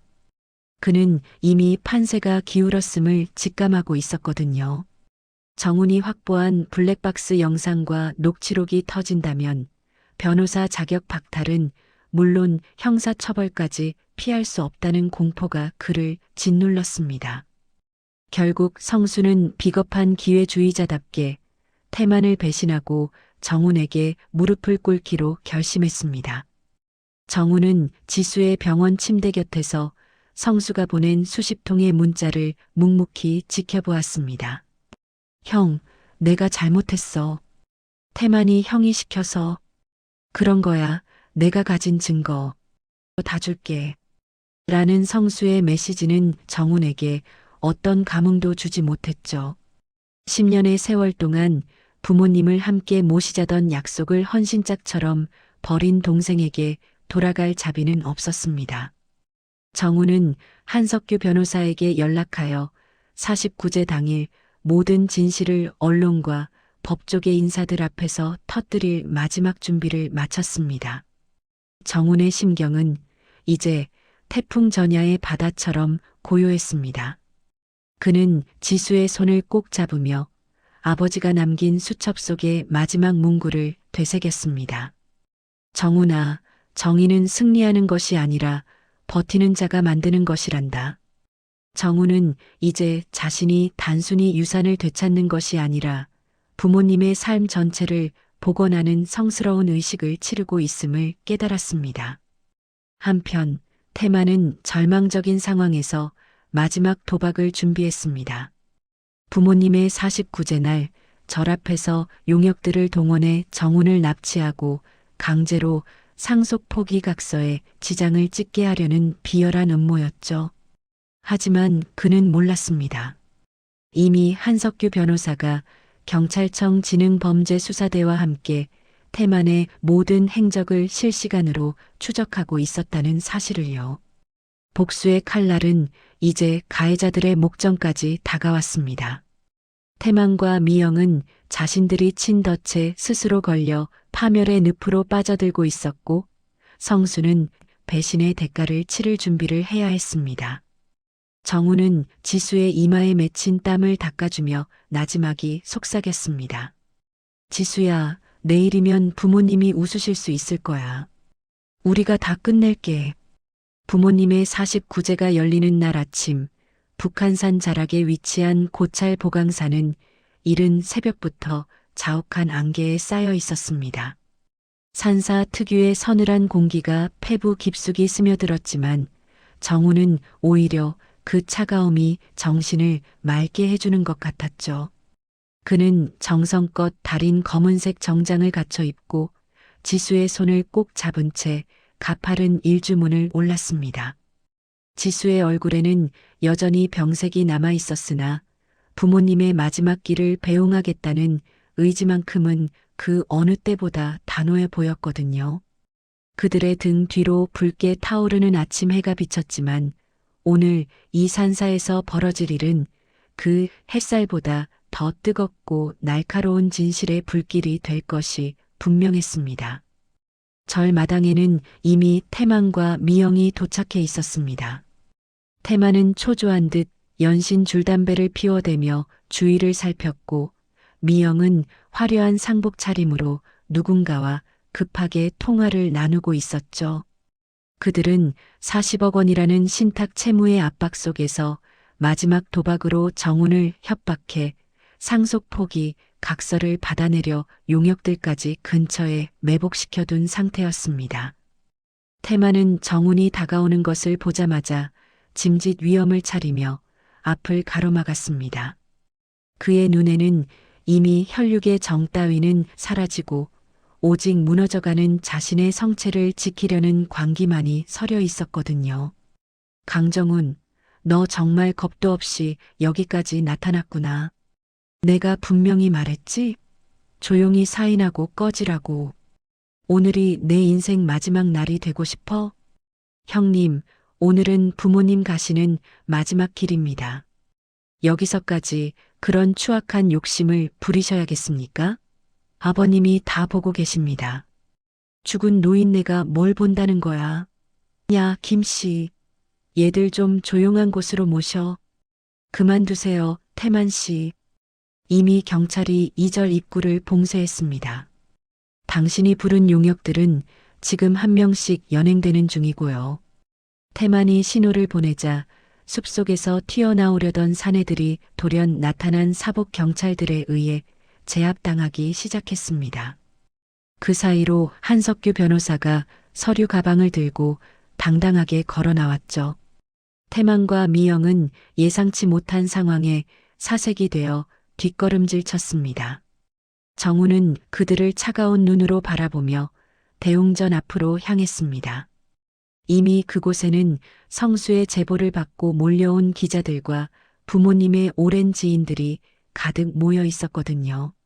성수는 정운의 눈을 피하며 구석에 고개를 숙이고 서 있었습니다. 대웅전 앞에 설치된 대형 스크린에 불이 들어오자 태만은 비명을 지르며 스크린을 가로막으려 했습니다. 하지만 한석규 변호사가 내민 법원 집행명령서 한 장에 그는 맥없이 주저앉고 말았죠.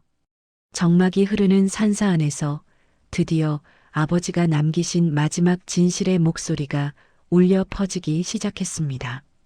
영상 속 아버지는 평소의 인자한 모습이 아닌 자식들의 협박을 견디다 못한 처절한 증언자로 서 계셨습니다. 저거 꺼. 당장 끄라고. 이건 다 조작이야. 강정훈, 내가 변호사랑 짜고 우리를 매장하려는 거라고.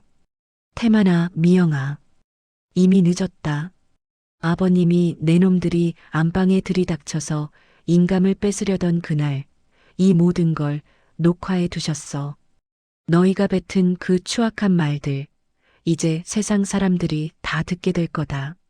화면 속에서 태만이 아버지의 멱살을 잡고 빌딩 안 넘기면 요양원에 처박아 버리겠다라고 소리치는 장면이 선명하게 재생되었습니다. 미영이 어머니의 보석함을 뒤지며 죽으면 가져가지도 못할 거 지금 내놓으라라고 악을 쓰는 소리도 스피커를 통해 산사 전체에 울려 퍼졌죠. 현장에 모인 사람들은 경악을 금치 못하며 태만과 미영을 향해 비난의 화살을 쏟아냈습니다. 기자들의 카메라 플래시가 쉴 새 없이 터졌고 실시간으로 중계되는 방송을 통해 오남매의 추악한 민낯이 온 천하에 드러나기 시작했습니다. 정훈의 심경은 이제 분노를 넘어선 서글픔이었습니다. 한배에서 태어난 형제들이 이토록 괴물이 될 때까지 지켜보기만 했던 세월이 한스러웠거든요. 하지만 그는 지수의 손을 더욱 세게 쥐었습니다. 이제 부모님의 억울함을 풀어드리고 핏줄이라는 이름으로 자행된 범죄를 단죄해야 할 시간이었으니까요. 태만은 바닥에 머리를 박으며 절규했지만 이미 판세는 완전히 역전되었습니다. 아버지가 남긴 진짜 유언은 건물이 아니라 그 건물을 미끼로 탐욕스러운 자식들을 솎아내고 가장 정직한 자식에게 명예를 돌려주는 거대한 정의의 덫이었습니다.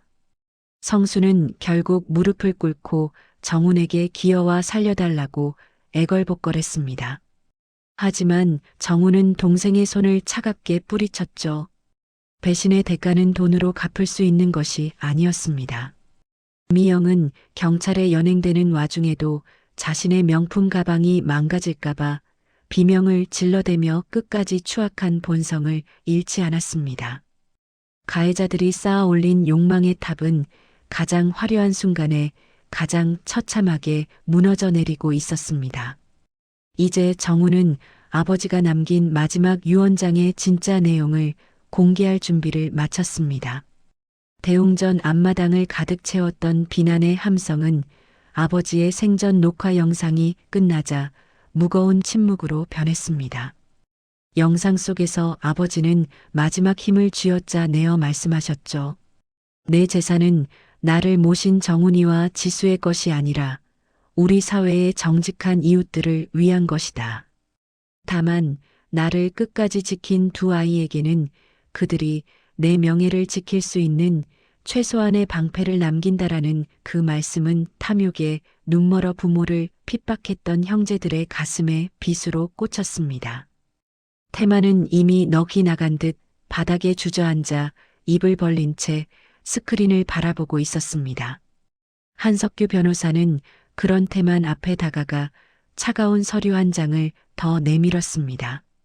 그것은 빌딩의 명의가 변경된 지 정확히 일주일째 되는 오늘 태만이 갚지 못한 40억 원의 신탁 채무에 따른 부동산 강제 공매 및 기부 체납 통지서였습니다. 태만이 그토록 갈구하며 가로챘던 강남 빌딩은 이제 그의 손을 떠나 아버지가 지정한 장학재단으로 귀속되는 절차에 들어간 것이었죠.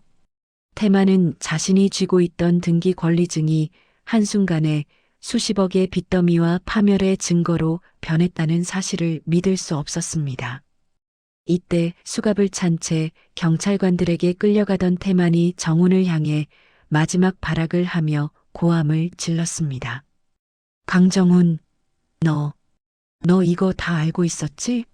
아버지가 나한테 빌딩 준 게 아니라 덫을 놓은 거 너는 알고 있었던 거잖아. 이 교활한 자식아. 형님, 아버지는 기회를 주셨던 거예요. 만약 형님이 욕심을 버리고 정직하게 상속을 받았다면 그 빚은 아버지가 미리 준비해둔 보험금으로 다 해결됐을 겁니다. 하지만 형님은 서류를 조작하고 우리를 내쫓았죠. 그 순간 아버지가 준비한 보험금은 소멸하고 오로지 독이 든 빚만 형님한테 남게 된 거예요. 뭐, 보험금이 있었다고? 그게 무슨 소리야? 미영아, 너 들었어? 아버지가 돈을 숨겨뒀었대. 오빠, 지금 그게 문제야? 나 지금 경찰서 가게 생겼다고. 정훈아, 지수야. 제발 한 번만 봐줘. 우리 남매잖아. 내가 너희한테 잘못한 거 다 사과할게. 언니 사과받기엔 이미 늦었어. 엄마가 아끼던 옷반지까지 가로채면서 언니는 이미 우리 가족을 버렸잖아. 법대로 해. 그게 부모님이 원하시는 마지막 정이야. 정우는 더 이상 대답하지 않고 몸을 돌려 대웅전 안으로 들어갔습니다. 뒤에서 태만과 미영이 끌려가며 지르는 비명은 산사의 정적 속에 흩어져 갔죠. 막내 성수는 그 광경을 보며 완전히 무너져 내렸습니다. 그는 자신이 살기 위해 정훈에게 증거를 넘겼지만 이미 공모자로서의 처벌을 피할 수 없다는 것을 알았거든요.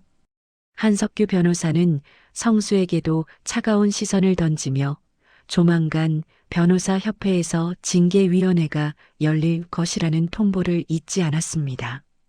정훈의 심경은 이제 복수 그 이상의 허망함이었습니다.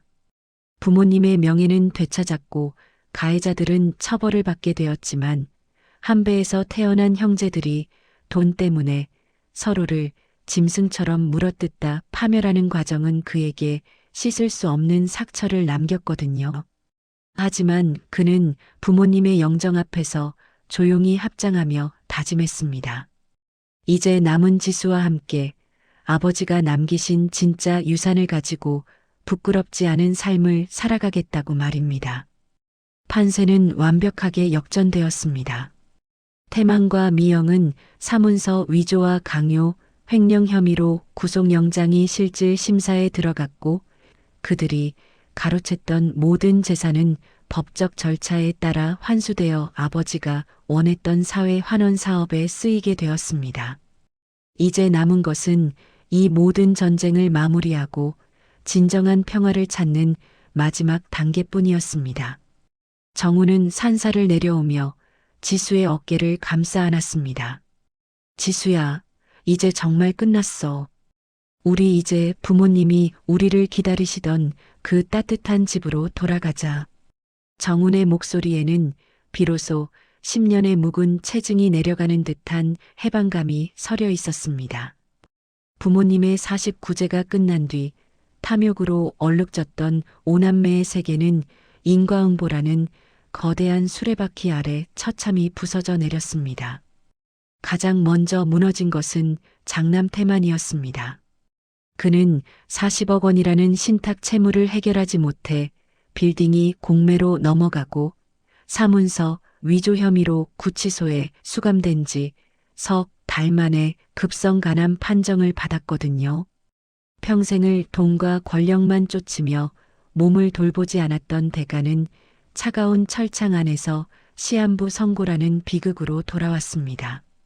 그는 병보석으로 풀려나 병원에 입원했지만 그가 그토록 갈구했던 빌딩과 재산은 단 1원도 그의 병원비를 지켜주지 못했습니다. 둘째 미영 역시 비참한 최후를 피하지 못했습니다. 그녀는 가로챘던 부모님의 유품들이 압류되자 남은 명품들을 챙겨 해외로 도주하려다 빗길 속 과속 사고를 당하고 말았죠. 화려한 보석과 가방들이 고속도로 위에 흩뿌려진 채 그녀는 평생을 사치로 치장했던 그 모습 그대로 차가운 길 위에서 생을 마감했습니다. 막내 성수는 변호사 협회에서 영구 제명된 후 사기 공모 혐의로 실형을 살며 폐인처럼 변해갔습니다.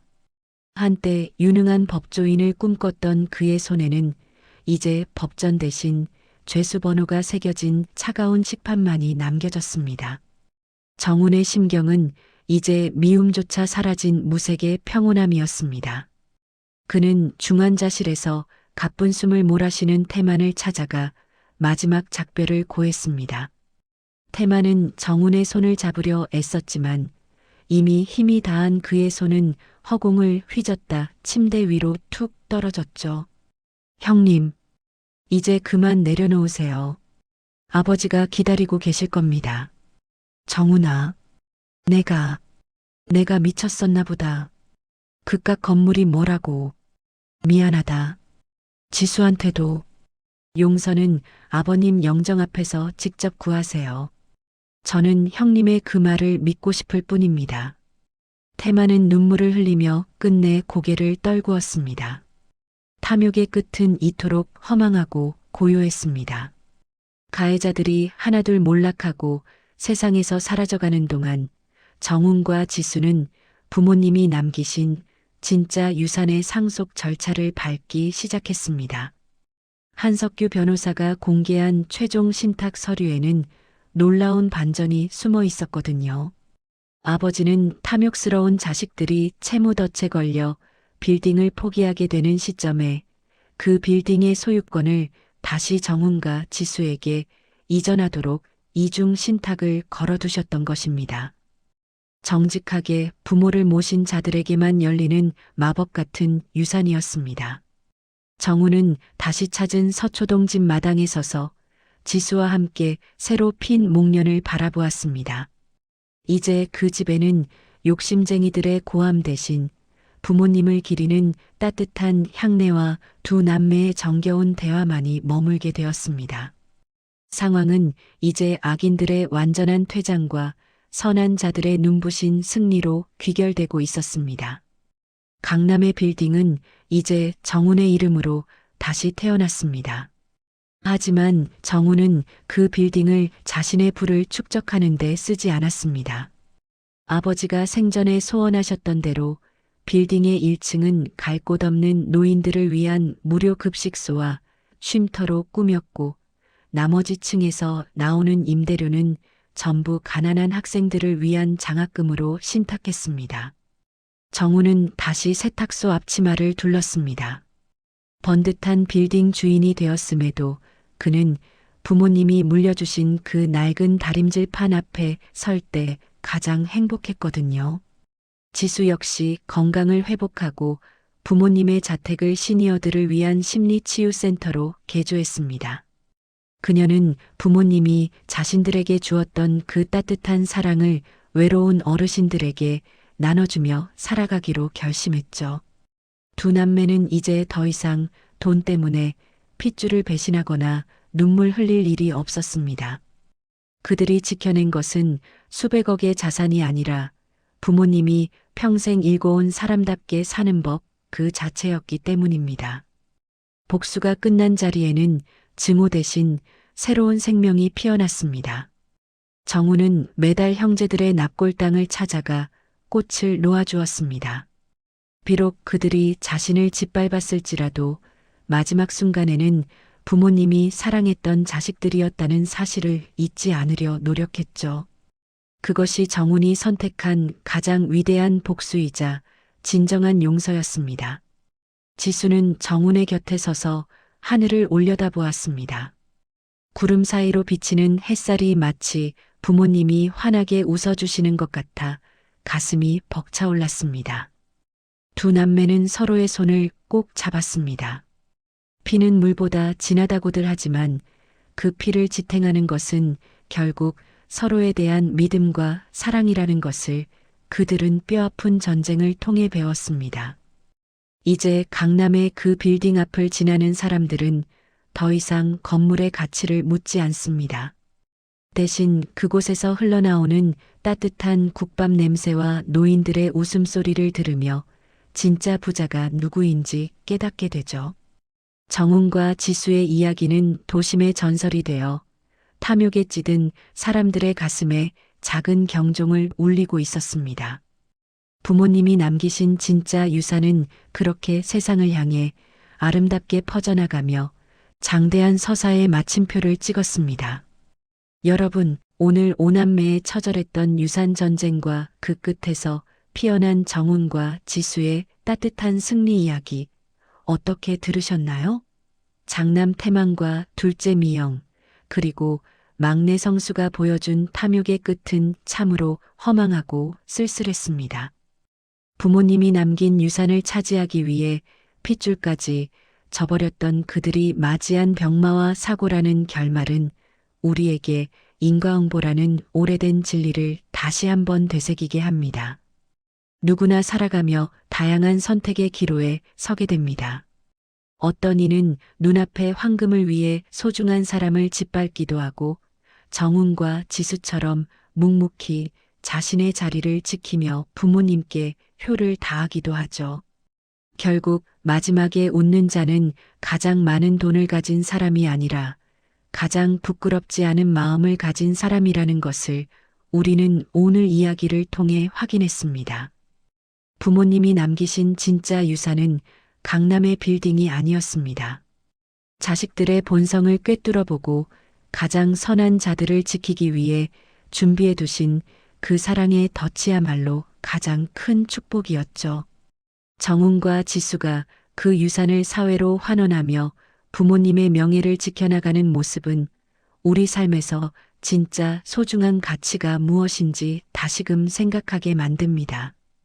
지금 곁에 있는 가족의 손을 한번 잡아보시는 건 어떨까요? 때로는 갈등하고 미워할 때도 있지만 결국 우리가 기댈 곳은 돈이 아닌 사람의 온기라는 사실을 잊지 마셨으면 좋겠습니다. 오늘 이 이야기가 고단한 일상을 살아가는 여러분께 작은 위로와 지혜가 되었기를 진심으로 바랍니다. 여러분, 오늘 이야기가 마음에 드셨다면 구독과 좋아요 부탁드립니다. 저는 다음에도 여러분의 가슴을 울리고 삶의 지혜를 더해줄 드라마틱한 사연으로 다시 찾아뵙겠습니다. 시청해 주셔서 감사합니다.